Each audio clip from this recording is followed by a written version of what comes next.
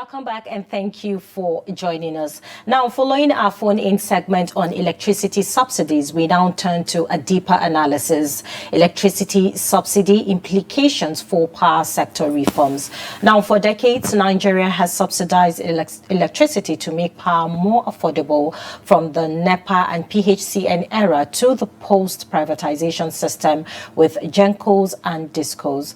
But unpaid subsidies have now ballooned into trillions of naira, straining government finances, crowding out investments, and contributing to recurring grid collapses. Now, under President Bola Tinubu, the federal government has begun tackling these challenges head-on.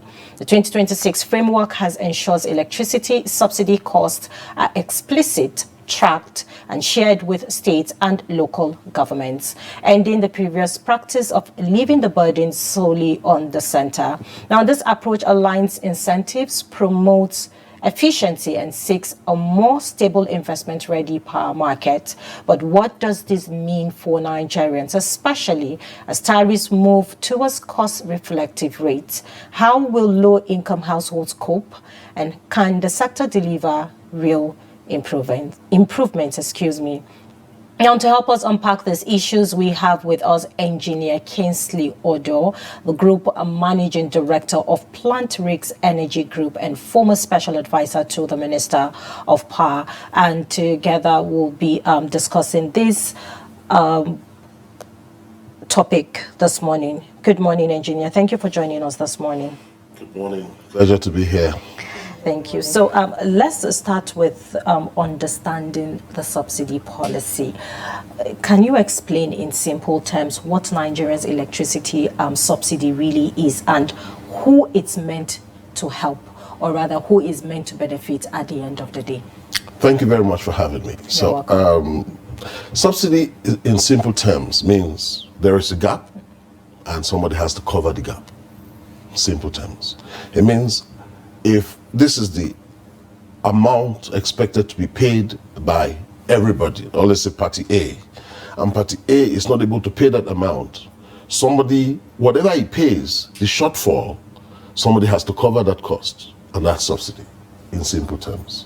So if we define it by the way of power sector and the reforms, then we can say that we take it back to the gas producer who is contracted by the generator and he produces gas.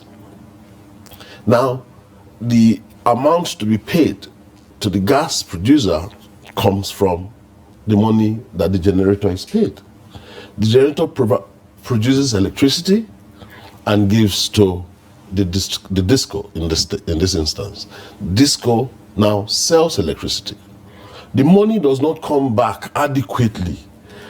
Imagine if I sell electricity at 100 naira and I'm supposed to receive 100 naira, but I don't get 100 naira, maybe by way of technical losses, commercial losses, collection losses. Now, if that money does not come back, I'm not able to pay the GENCO. But the GENCO has a contract with Nigerian bulk electricity trader, MBET, that look, for whatever I generate, you must pay me in full. So government says, I will pay you in full. However, there's no collection coming to cover that cost. And so that shortfall is the subsidy. So government must cover that shortfall at every point in time, enabling the GENCO to be in business, enabling the gas producer to be in business. And it has ballooned, like you said. As of December, the GENCOs were owed about 4 trillion, and now it's gone up to 6 trillion, and it's going to keep going. Somebody has to take that bullet, bite that bullet, and that's where we're at this point. All right.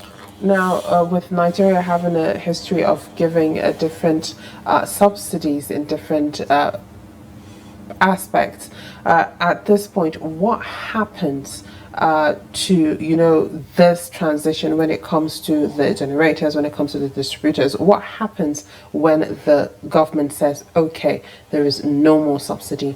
What happens to the transmission of the power, the electricity, and all the way to the Nigerian? So it'd be difficult to say there will be no more subsidy. what you would typically have is a cost-reflective tariff. It means that if I generate power, right, at X naira, I'm supposed to make profit. I'm a private investor. I'm supposed to make profit on my investment. But government I'm not able to achieve cost-reflective tariff. Government says, no, it's a burden on the common man, like you said, right? And for that burden to be covered, there has to always be that covering, and government must provide that covering. And so subsidy is a must, especially, okay, in the various bands that we have today, the only people that are paying cost-reflective tariffs are the band A. But there are other bands, B all the way to E. So point is, government must cover B all the way down. Reason, they're not paying cost-reflective tariffs. But then we still have some band A users that still don't have, constant electricity. Well, then they should put a demand on the disco, because the law provides for them to put a demand on the disco. They're supposed to have, I think, about 20 hours of electricity or so, as a band A user. So if you're not having that, you put a demand on the disco. It's your legitimate right. And there are reforms going on here from NEC asking discos to refund monies to users who have petitioned. So if you don't have, and you're supposed to have, your right is to petition the disco. You can petition NEC, and NEC will do the needful. All right. So based on the policy and reform by the federal government, which they have introduced a framework to share subsidy costs with states and the local government, how will this work in practice? Okay, so I was asking a few friends yesterday, and I found out that in truth, the discos, the 40% component that government has is actually a three-fold component, meaning that is federal, state, and the local government. But the state and the local government, they have really never been in the mix of this conversation. So what government is doing is actually very good, because you see, the discos have to be held accountable by all tiers of government to be able to say, look, this is my percentage in your disco. And so the mix, the operationalization of that is what, again, we need to think through. However, it's important to note that government is right. The federal government is right to say, look, we cannot carry this burden again. Let all of us share this burden, especially in the light of the fact that we all own the 40%. The discos already own 60%, right? So the 40% component should be broken down, and there should be transparency in the breakdown, such that the local governments would know that in this disco, this is our percentage, or the local governments in that franchise area. In this, the state will also know that this is our percentage. Then the federal government, of course, knows that this is percentage. That would drive accountability, that would drive transparency, and that will also ease the burden on the federal government. Now, if this is done when it comes to, breaking down that cost and giving everyone a responsibility of making sure that they do contribute to that, how can the government insist that these subsidy costs must be explicit, tracked, and enforceable as well? So when everybody is in the mix, you would ask questions. Before now, BPE, Bureau of Public Enterprises, have always been the one representing the federal government on the boards of the discos. But I think that will change with this arrangement, because the local government would want to have representation.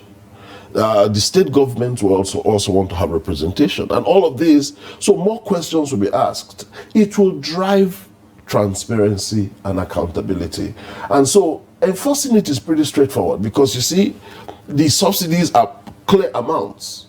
Broken down, government can say this is the percentage of state, percentage of local government, this is a percentage of the federal government, and all of this put together. So if it is 1 trillion, for example, broken down into clear percentages, everybody is held accountable, and they make that, because I think the deductions are going to be straight. Without first going to the state, they will just deduct from their FAC allocations, and then before they give them the balance. So I think it's a good step in the right direction. Now, as you said, if it is broken down and it is actually, taken before their FAC allocation is given to them, do you think that this implementation, if done properly, would eventually translate to a proper and constant power supply for Nigerians that they would be able to pay, even if the cost is a bit higher than usual? So when we get into the regime of cost-reflective tariffs, it means that everybody is paying his due share of the electricity or energy consumed. That's not the conversation on the table. Yes. Now, when we get to a proper cost-reflective tariff framework or structure, meaning everybody, then the subsidies will ease off. There's no need to subsidize when everybody is paying. But when a particular band is not paying adequately to cover for the cost of generation and, of course, gas, then there's a need for us to continue to subsidize. Now, so on the enforcement today in the subsidy regime that we have, yes, I would say that government can enforce it because it's pretty straightforward. Before I give you your money, we already know. We net it off and give you a balance. And then the GENCOs are adequately paid, the gas suppliers are adequately paid, and everybody's happy. So the tariffs still remain. But when tariffs begin to change, let me say this, and it's very important to say this, that the collection from the discos have been going high, has significantly improved over time. Some are collecting close to 80%, 90%. So it means that the collection losses that we used to have has drastically reduced, and it will keep reducing. It means that the infrastructure is improving. That means the discos may or must be investing in reducing the technical losses for them to be having brilliant collections, So I'm saying this is work in progress. It will be a constant reduction in the technical losses by way of improving the infrastructure and then improving collection as well. So, it's one gives and the other takes. So once I improve infrastructure by way of ensuring that metering penetration is there, ensuring that the infrastructure, which is the lines and the substations and transformers are working efficiently, then I'm able to collect as well. And as I collect, and I'm able to also improve. So it's continuous improvement as I make continuous collection. And I can say again that there's been very transparent data collection from NERC on the collection by the discos. So I think it's work in progress. So in all honesty, do you feel that when this subsidy is being implemented, that Nigerians will have that, that constant light, like constantly for 24 hours straight? Do you fully believe that? I believe that there will be significant improvement. I mean, 100% not will 24 not be. hours. Not 24 hours power supply. Even in the very developed climes, issues happen. Power is a continuous engine running, electricity flowing, lots of things happening at the same time. You are able to monitor these things, so any issue can lead to any breakdown. So yes, I'm saying there will be significant improvement, just in time mitigations, but and that's what we want. That look, we're able to get 20 hours, 22 hours, maybe not 24 hours, but when the power goes, it comes back very quickly. People can plan. I'm saying once these improvements happen, and to answer your question, yes, there will be significant improvement. I'm not saying 24 hours. Once you have the gaps being covered as quickly as it can be covered, as against what we have today, sometimes there are delays. Government does not have the money, and then the GENCOs are not paid, and the gas people are not paid, and there's gas shortfalls, and then the system collapses.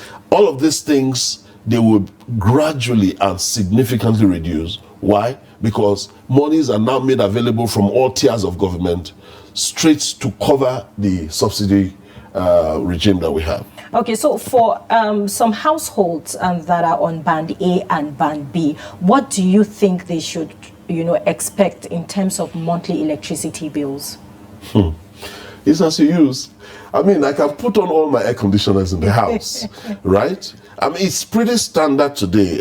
I don't have the exact figures here, but it's straightforward. Band A people, I think for the 20,000, you're going to get 88.8 kilowatts of energy. So you know, if you have, if you pay 50K, for example, you're going to get about 220 kilowatts of energy. So point is pretty straightforward. It's known. So how do I consume my 220 or 88 kilowatts? You know, do I finish it in one day? My freezer is frozen. I cannot switch it off so that it can defrost and nothing will get bad anyway. But the freezer keeps consuming, or all your ACs in your house. So it is up to you on how much electricity you want to consume. There are no hard and fast rules. It's how I consume, right? I mean. Okay. All right, now let's speak of debt reduction and investment. Now, can you shed more light on the presidential power sector debt reduction program and its significance when it comes to it? Debt reduction, I mean, you need to be clear. I need to be sure what you mean by debt reduction. Debt in which of the segments of the power value chain? When it comes to electricity. Yes. So debt reduction when it comes to the electricity. Okay, I'll speak to that. So if I hear you well, we're speaking to the GENCO accumulated debts and all of these things. So it's the quantum of debt, the amount is clear. So from this year, federal government says, listen, and this debt are coming largely from government's inability to pay on time. Government have released funds at some point. I mean, there is a 601, there's a 701 billion that intervention funds that were released at some point. But you see, it cannot, every day, electricity is generated. Every day. More debt is incurred. Yes. So to deal with this is to take steps that government is taking now. Because when we share the burden, it becomes easier for us to meet. So there is the accumulated legacy debts that we have, and there is the ongoing debts that will continue. As long as electricity generated, those debts are always going to be there. So if we focus on the legacy debt, which starts, maybe it has increased again, not improved, maybe it's now over 6 trillion to the GENCOs. Now, government can freeze that and say, you know what, let us create models, which they have done. I think there is this bond that had raised and fully subscribed 501 billion in the first phase. And these are beautiful ways to clean up the old debts. And then going forward, then we bring in the three-tier government approach in cleaning up as we go, in covering the subsidy. I think over time it will be okay. Okay, based on your analysis and based on your conviction, you strongly believe that when Nigerians start to, you know, or rather when electricity is being subsidized by the federal government to the state government and also the local government, that, you know, Nigerians would enjoy electricity. But then I want us to look at, you know, the long term. What are the biggest risks if we keep, you know, spending huge money on subsidy without fixing the system? Do you think that, you know, at the end of the day we're going to have somewhat like a relief or not, if I may put that rightly? You know, in a country, there will always be social efforts by government. Even though electricity is not a social provision, it is termed social. It's like water. It's like road. You know, they're called common areas where all Nigerians must be seen to benefit, quote and unquote. But in our case, electricity is not a social. It's not a social effort by government. It's a business by a bunch of private sector people who put money and then they'll expect their returns. So it's a two-way thing, to answer your question. The first leg will be continuous education in making people know electricity is not a social venture. It's something to be paid for. And when that awareness reaches a point, people will now know that I can manage my electricity consumption in a way that fits my pocket. You don't come, put on all your air conditioners, put on all your lights, everything, run everything, and you expect that you will not pay for electricity. But if you now know that, look, you know, when I come into the house, I put on my light. When I'm leaving this room, I'm entering the other room, I switch this off and put that on. I'm managing my electricity consumption. And as I do that, my cost will reduce. And so over time, when we all have that awareness of managing our electricity, then in Europe, nobody tells you. I mean, they will just, as you are going out, they say, switch off the light, or switch off this one. Everybody is conscious. But here, we're not conscious of the fact that it's not a social activity. It's to be paid for. And government has borne that burden for such a long time. And government is saying, look, let's continue to do this, while we'll improve on this, but everybody must gravitate towards band A, or cost reflective tariff. Then let's not call it band A, but everybody must gravitate towards cost reflective tariffs, where government would stop paying those subsidies. But this is where we are. Okay. Now, as we know how Nigerians are, or as we are, we like to do a comparison of what was and what is at this point. Now, a lot would say it was better when it was a NEPA instead of the PHCN. Now, how do you think, tariffs were kept below actual costs at that time, and the difference in subsidy functions when it came to NEPA then and now? Okay, let's be clear, right? 1956, 1960, all of those things, the Nigerian population was scanty. And the power generated, was adequate. But then, post those era, industrialization came, gas opened up, crude oil, industry sprang up. Now, you cannot compare. So, it's like saying a community that you have only 2 people who, who can go to the university. You compare it to another community that has 100 people jostling for that kind of small space as well. Nigeria has grown. Electricity consumption has ballooned. There is no room for comparison. What we have today, industries here, private sector activities, banks, everybody is looking for the same black gold electricity, if you like. And I'm saying it can never be the same. So yes, it may have been better then.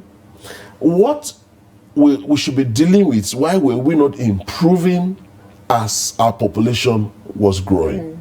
Why were we not tackling the issues, expanding our substations, ensuring our lines were adequate, and all of this? This is what planning does. A lot of, in developed climes, you would see that they would anticipate a growth potential, right? Potential growth, I beg your pardon, and they will provision for that. Put a substation here, put some lines here, bury some underground terminating points here, knowing that one day that is going to open up and they just plug and play. Now, this which is not the case yes. with us. Yes. This brings me to the question, what would it mean to do a total overhaul when it comes to electricity in Nigeria? What would it look like and how would it be navigated? That's Hauwa, right? Yes, Hauwa. Good, I wanted to be sure. Yes. See, it's all hands on deck. I can say this, right? Private sector is already here. We cannot go back on the reform that happened, where we had the act in the 2005 act, and then of course now the 2023 act that had repealed the 2005 act. Now that act clearly unbundled the sector, created all kinds of DISCOs, GENCOs, government agencies, TCN, and all of those. That has been improved upon with the 2023 Act, and of course amended in 2024. So what we're saying is, with everybody consciously working towards ensuring stability in the sector. And I'm saying everybody, including government agencies and all of the people in the space, key stakeholders, and us consumers, that will not take electricity for granted and say it's our right. I mean, we must have it. I heard one of your calling guy who, after giving acronym of trust, and they now went on to say, look, I mean, government has deceived us for long. I mean, they should continue to subsidize. It's not going to be forever. There has to be a time where this business needs to peak as business. See, you need to be able to come to your house and say, I want to buy electricity not from customer, not from generator A, but from generator B. We call that spot market, where we have reached the transition stage of the market, where having options. Yes. If we don't grow into it, it will never happen. So that will drive competition, that will drive innovation, that will drive efficiency from all the generators and the providers. And quality as well. So it's going to be over time. But I can say it involves all of us, yourself as a consumer, the generator, the distribution companies, and all of this put together for us to say, look, we can push it. And there has to be intentionality as well. So how can Nigerians, trust the government as to transparency when it comes to this subsidy payment? Do you think it's going to be transparent? Do you think there's going to be accountability? And do you also think that there's going to be enforcement in subsidy allocation at the end of the day when this is being implemented? The truth is, the beauty is that it's going to be before the monies go downstream. So here is the money. Monies that we've made in this month, before I distribute to the states and the local governments, I apportion, I take the one that is for the subsidy for this month, provided for by federal, state, and the local government. That quantum is paid to deal with the subsidy. So it's straightforward. And and you see, the more people get to ask questions. Now, I cannot be a local government chairman. I'm not asking questions. What has happened with the money? I mean, if you don't ask questions, again, that's your bit. But having paid that sum, you need to tell your people that this quantum of amount has been paid by us to take care of subsidy. And therefore, you must ask questions how this money is paid, whether there's transparency. The more the merrier. With everybody on the table, we're able to ask the critical questions that would improve the sector. Now, with these involvements when it comes to state government and local government, do you think that it would be some sort of a wake-up call in making sure that areas that don't have electricity in those states, those local governments would, make them take charge in making sure that they do have electricity? Well, yes, to answer your question directly, but in breaking it down, when I know that, okay, let me start from here. Local governments and state governments have always provided transformers, lines, they've always, and they're still doing that, okay? Like providing security vehicles for law enforcement agencies. They take this as civic responsibility to provide transformers, in key areas of their states. So they've always done that, and I don't expect them to stop doing that, okay?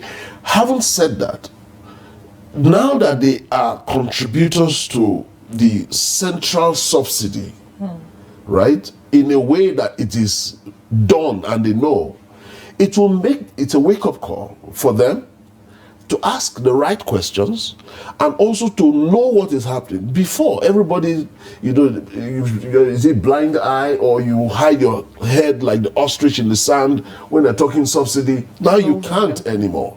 You need to know because you are a contributor to that.